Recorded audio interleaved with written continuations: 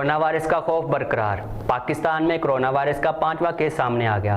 खतून का ताल्लुक गिलगित से है। दूसरी जानब मुल्क भर में खतरनाक वायरस को रोकने के लिए तमाम मुमकिन हिफाजती इक़दाम को यकीनी बनाया जा रहा है।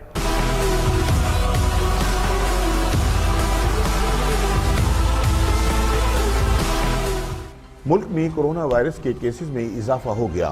पाकिस्तान में कोरोना वायरस का 5वां केस सामने आ गया। पाकिस्तान में मुतासर अफराद की तादाद 5 हो गई।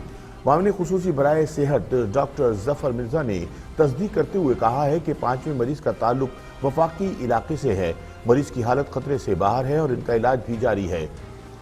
हमें 2 मजीद केसेस कोरोना वायरस के पॉजिटिव होने का रिपोर्ट मिली है।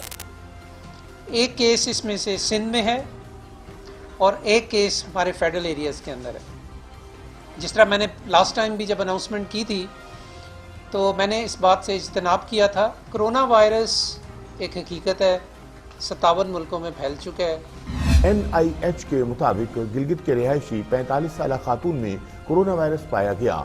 खातून चंद रोज पहले ईरान से आई थी।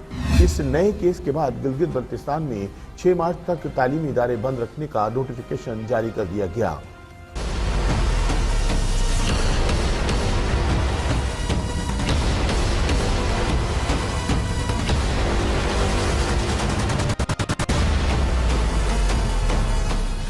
उधर कोरोना वायरस से निपटने के लिए वफाक ने हिकमत अमली तैयार कर ली।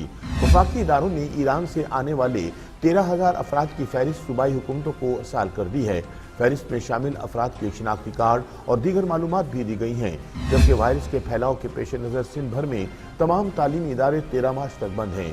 स्कूल खोलने वालों के खिलाफ एक्शन लेते हुए कई स्कूल्स की रजिस्ट्रेशन भी मुअत्तल की गई है।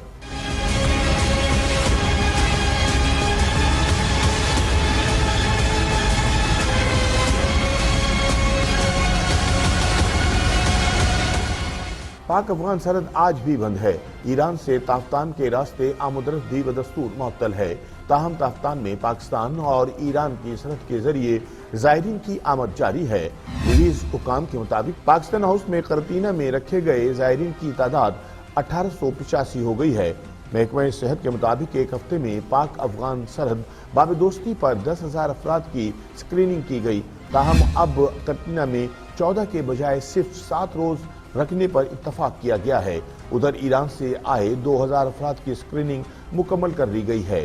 उस जानिब कराची में सदर बस अड्डे पर कोयटा से कराची आने वाली बस से 50,000 सर्जिकल मास्क बरामद हुए हैं।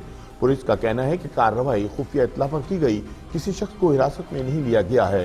ताहम मामले की तफ्तीश जारी है।